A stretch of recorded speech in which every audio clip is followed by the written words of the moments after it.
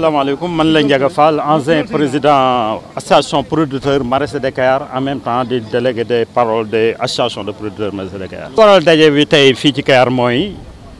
benn menace boo xam ne ñëw na ci permettre bi nga xam ne tey ci la producteurs yi nekk tey di ci yëngu loolu moo waral tey Kayar génn mën naa ne Jandeer génn zone de Niayes bépp ragal naa ni génn tey daje si fii ci Kayar. waaw li ñu bëgg a wax mooy tey kenn ku ne xam na ni état moo nu woo ci bay dunde Kayar nag di ci def jéego bu am solo parce que tey bu fekkante ni li nga xam ne mooy jógee zone des Niayes ci produit tey Kayar bu fekkante ni 100 la mën naa ne 30% yi Kayar moo koy def fii filière boo xam ne jël nga ko tey ñu ni dafa am benn société bu ñu jox benn permis pour mu war a ñëw def benn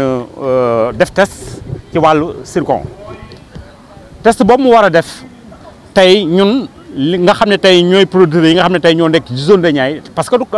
concerné wul Kayar rek parce que tey bu ñu waxee ne dañuy jël 6 kilomètres carrés ci 36 kilomètres carrés parce que loolu bi ñu koy annoncé booba mooy visite bi nga xam ne ministre de l'agriculture di Moussa Baldé ñëwoon na fi 2019 2020 2018 2019 doon def visite de terrain ci produit bi nga xam ne tey mooy produit pomme de terre nga xam ne moo doon génn ci toolu Kayar yi. ci la monsieur le maire en tant que autorité Kayar yëg ni am na benn permis bu nu joxe pour test zircon fii ci zone Kayar lu mu war a jël ci permettre bu toll ci 36 kilomètres virgule 9. ci la defee déclaration boobu ci kanamu gouverneur ci kanamu préfet ci kanamu ministre bi ñu ne ñoom yëgunu loolu kon bu nu demee ba tey loola feeñ ñooñu ñëw ni am nañu permis pour def seen test baykat yi it ne woon maire waxoon na leen keroog ni leen baykat yi tey mais en tant que autorité du ànd ci loolu tey du ci ànd ëllëg ndax li askanam di bëgg ci loolu lay dox baykat yi pare wuñu pour ànd ci loolu tey pare wuñu pour ànd ci ëllëg parce que bu fekkante ni emploi rek la wala koom-koom boo xam ne dañ ko war a indil askan wi mën naa ne li ci Kayar di génne doy na Kayar mais doy na Sénégal parce que tey bu ñu jëlee tey benn filière rek lay jël muy filière pomme de terre tey minimum Kayar da ciy génne 25 000 tonnes ba 30 000 tonnes valeur boobu rek day dem 5 milliards et quelques si benn filière kon bu ñu jëlee filière yëpp lu mel ni carotte lu mel ni su lu mel ni yeneen filières yi bu ñu boolee ci saison bi 12 mois yi Kayar rek day génne 10 milliards. ñëw na ci terrain bi mais bi ñu ñëwee ci terrain bi mayuñu leen ko parce que dañu ñëw arrêté jël oto yi nga xam ne ñoom la ñu andi woon arrêté que ni ko ki leen yabal na ñëw ki leen yabal démb la ñëw ñu di ko ñun Kayar pare wuñu pour joxe benn mètre ñu ci def te soxuma la ñu koy employé. loolu tey mooy sunu programme tey moo tax tey ñu génn Kayar gépp génn Jandeer fekk si ko pour tey ñu défendre li nga xam ne mooy njariñu Kayar dañ koy wéyal parce que tey ñun woote wuñu pour kenn créer nu ay emploi bu dee créer emploi rek Kayar mu ngi ci ay 1000 et quelques emploi ci li nga xam ne tey mooy li ñuy liggéey muy maraîchage kon ñun la jëluñu kenn ci emploi te li nga xam ne tey moom la ñu jël di ko liggéey ci maraîchage mais état moo koy subventionné parce que tey boo xoolee ren li ñu indi ci semence su pomme de terre rek dem na ci ay presque 60 conteneurs de 26 tonnes loolu ñu ci ñu récolté li ñu ci récolté dem na minimum ni ma ko waxee 20 000 tonnes ba 25 000 tonnes ba 30 000 tonnes. habitants yi li nga xam ne moo dëkk Kayar mooy 30 000 30 et quelques tey li nga xam ne tey bu campagne jotee liy ñëw Kayar da ko wax rek mais ëpp na 70 000 ci li nga xam ne ñooy fekk si Kayar loolu li koy wane boo doxee ci dëkk bi rek gis ko mais tey yéen a ngi fii tey ci tefes gi di wax man mii tey taxaw di wax ak yéen def naa ci pêche 30 ans jafe-jafe yu pêche am moo tax ma dellu ginnaaw dem ci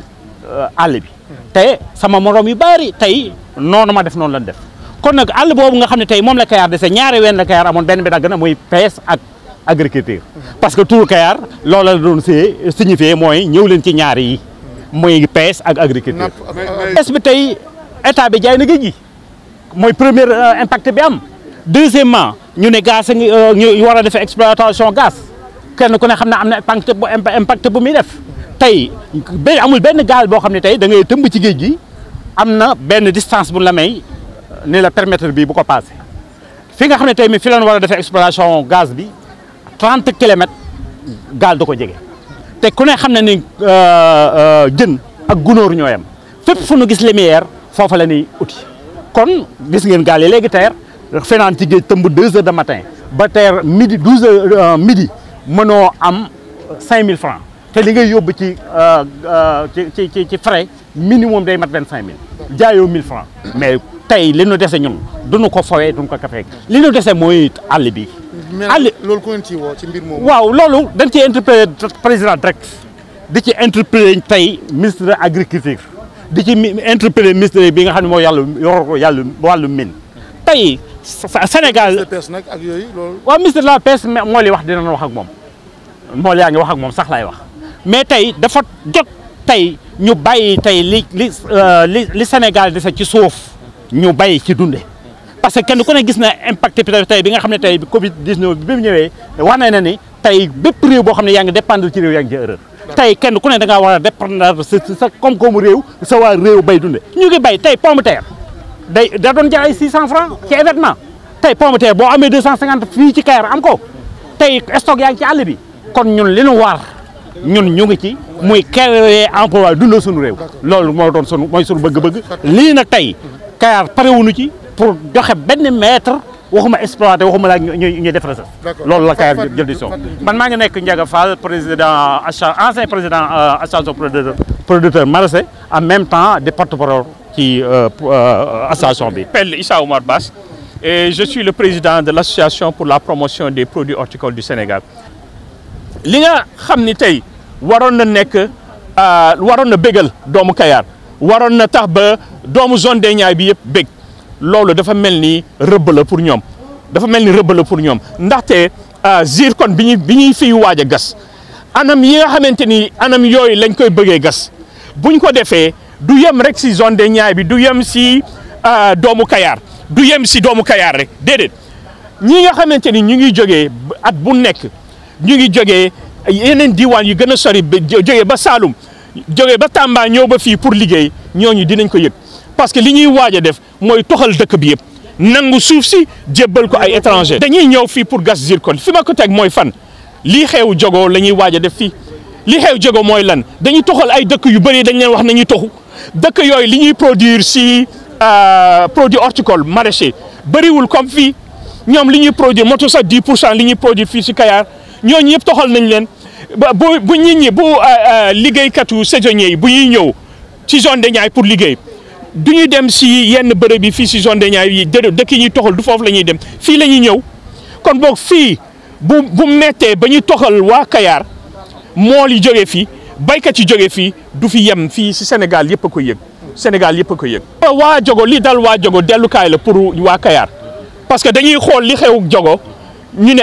lii kat ñun yaakaaru woon lii moo ñu naroon bul fàtte ni Jogo la ñu tàmbalee kon bi ñu doon tàmbali Jogo li ñu leen waxoon dañ koy def defuñu ko am na waa Jogo yu bëri yoo xamante ni biñ fa ñëwoon ñoom nangu nañu woon sax noppi ñee waaw peut-être mën nañu négocier suñu tool yi dem am na ñu ko defoon foofu mais li leen dal ñun ñëpp gis nañ ko kon ñi nekk fii ci Kayar gis nañu li dal waa Jogo mooy dañ leen toxal nangu seen suuf indi ndóol foofu si ñoom loolu moo nar a dal fii waa Kayar te du yem ci Kayar day dem ba Jandeer dem ba Fass Boye waaw loolu moo fi nar a ñëw te ñun loolu la ñu. Lompul xam nga Lompul fi mu nekk nii ñuy wax ni dañu ko bëgg a def benn port lañ fa bëgg a def léegi xam nga alal ju mel nii buñ ko gisee si suuf vraiment dafa war a feeñ si population bi mais amul benn commune bu si bénéficier amul benn famille bu ci bénéficier léegi ci waa Lompul dañ leen di bëgg a toxal foofu pour def fa port. parce que Lompul géej ci kaw géej gi la nekk ni Kayar mel fii ci kaw géej gi noonu la Lompul géej mel ci kaw géej gi kon mënoo fa tabax port te toxaloo dëkk bi yëpp la ñuy waaj a toxal te bu ñu leen toxalee seen i suuf ak ni ñuy dundee loolu yëpp la ñu nar a yàq dañu nar a ñàkk seen i tool dañu nar a ñàkk seen i géej parce que ñoom loolu la ñuy dundee ni Kayar mel ñoom foofu noonu la mel. kilifa yi xam nga fii si Sénégal problème bi ñu am mooy autorités yi duñu répondre dañu dul tontu. bu ñu leen laajee maa ngi yónnee ñeenti demande d'audience ministre de l'agriculture tontuwuma ñeenti audience ministre commerce tontuwul ministre de l'environnement tontuwuñu ñoom laa bind ba tey tontuwuñu duñu tontu parce que bëgguñu ku leen di wax waxu zircon wala waxu pétrole loolu ñoom li leen gënal mooy kenn bañ si wax dara mais xam nga sous-préfet yi li ñu mën a def néew na trop parce que ñoom niveau local la ñu nekk li dañuy recevoir ay ordre rek ñu leen di exécuter limite non jotuma non xam nga li comme ni mu la ko waxee loolu li ñu war a def la wante ñi ñi tàmbalee kenn si ñoom réagirul dañuy mel ni bëgguñu kenn di wax lu jëm si zircon non ministre des mines mosu fi ñëw ministre des mines moo waroon jiitu fi tey problème communication yi ñu am moo di ñi nga xamante ni ñoom ñoo waroon a jóge seen bureau yi climatisé yi ñëw ba fii xam nga ndaje bu mel ni boo amee ministre bi moo waroon njëkk ñëw yëg na ko moo waroon njëkk ñëw laaj kan moo ko organisé mu wax ak ñoom ba pare mu ñëw wax ak population yi bu dee moom li muy waaj a def lu baax la pour population yi mais defu ko. Mboro kenn sañu faa tabax heure bi Mboro mais seen i kër du Mboro rek si je périmètre de restauration bi yëpp boo jegee Kayar nga mel ni kuy dem Mboro côté gauche bi yëpp kenn amul droit si dëkk yi tuuti kenn amu fa droit di jël même benn brique nga fay tabax nga ne même bu dee da nga bëgg a yokk ay néeg si sa biir kër. pour say doom fu ñuy fanaan amoo droit di ko def parce que dañu ne fii périmètre de restauration la dañu ne kër yi yéen moomu leen ko dañ leen wax ni kër yi si domaine national la nekk yéen da ngeen fi dëkk rek mais moomu leen ko fii da ngeen fi war a jóge loolu moo fa nekk te maa ngi leen di ñaan ngeen dem foofu en tant que journaliste ngeen def ay investigation ngeen xool ndax li ma wax dëgg la wala du dëgg. Je m'appelle Modou Ndiaye di Serigne Ndiaye je suis citoyen Kayar je suis un entrepreneur agricole. En fait, nous sommes ici à Kayar pour éventuellement alerter l'opinion nationale et internationale sur une autorisation de permis de recherche octroyée à une société étrangère, à une société, disons, une société écran, AIG, qui s'appelle Africa Investment Group, qui s'active dans l'exploration des matériaux lourds au niveau de Kayar. Et c'est ça la raison pour laquelle nous sommes nous avons organisé cette grande mobilisation pour éventuellement alerter l'opinion nationale et internationale sur cette organisation qui a des risques néfastes sur l'activité économique et sociale et le bien-être des populations. Ce que nous voulons dire, c'est d'abord interpeller directement le président de la République de retirer le permis de recherche octroyé à des firmes étrangères qui utilisent des subterfuges en utilisant des sociétés écrans qui veulent venir au Sénégal. On leur donne des permis de recherche, des concessions, ils trouvent des minéraux au niveau des zones d'exploitation et aussi de l'habitat pour éventuellement les vendre à des multinationales étrangères qui, au demeurant, peuvent perturber la stabilité sociale du Sénégal et des habitants, des autochtones, surtout au niveau de la zone des Niayes. Tout à fait. Vu l'importance que joue la zone des Niayes dans toutes les filières, que ce soit dans le secteur primaire et le secteur secondaire, surtout le secteur primaire. Parce que si on prend le secteur primaire, l'agriculture joue un rôle très important, surtout l'horticulture, dans l'économie nationale au niveau de la zone des Niayes.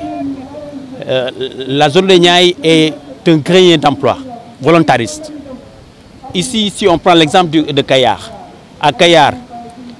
il y a presque plus de 30 000 âmes. Et pendant la campagne agricole qui débute, qui dure presque 10 mois, la population double. Ce qui fait que les autres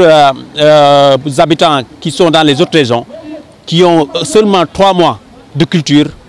après les 3 mois de culture, viennent ici au niveau de la zone de Niayes, plus particulièrement à Kayar, pour trouver de l'emploi décent. Et ils sont très bien payés. Ils sont logés, nourris et aussi sur le plan de la sécurité alimentaire. Kayar et la zone de Niayes jouent un rôle très important. Donc on demande surtout l'État du Sénégal à revoir la loi 1957 sur le permis de restauration. Parce que cette loi, ce qui se cache derrière, c'est surtout donner la part belle à des multinationales étrangères pour qu'ils exploitent ce qui est dans le sous-sol. Et ça, c'est incompatible sur ce qu'on est en train de faire, surtout l'élevage, l'agriculture et d'autres activités. Et ça pourrait aussi menacer avec les changements climatiques. Si on prend l'exemple de AIG, on leur a donné un permis de recherche depuis 2018 sur une superficie couvrant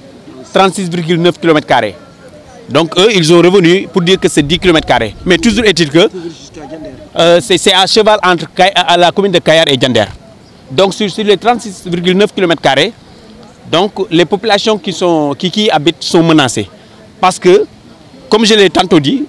la loi 1957 ne permet pas, les permis de restauration, les gens qui y vivent n'ont pas de droit réel sur leur terre. Donc, comme le président de la République, comme il a toujours dit, la zone de Niayes doit être protégée, donc il doit joindre l'acte à la parole. C'est-à-dire faire un décret pour protéger la zone de Niayes contre toute spéculation foncière. Ils ont commencé. L'autre jour, on a immobilisé deux voitures de AIG, parce qu'ils étaient dans les sites pour faire des prélèvements.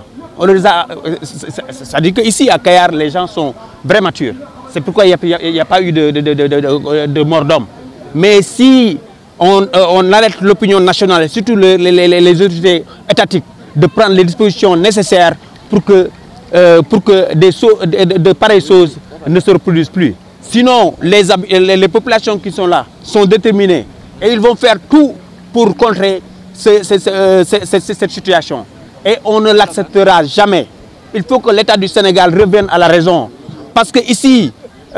gouverner, c'est surtout avoir des choix. Soit c'est le choix du développement devrait surtout être accentué sur le secteur primaire et aussi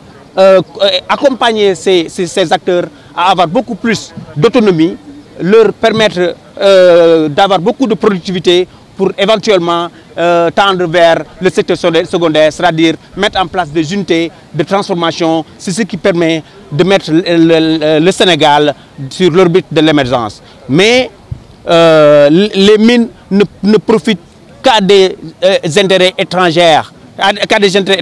plutôt, donc des multinationales étrangères qui sont mues que pour les intérêts crypto-personnels.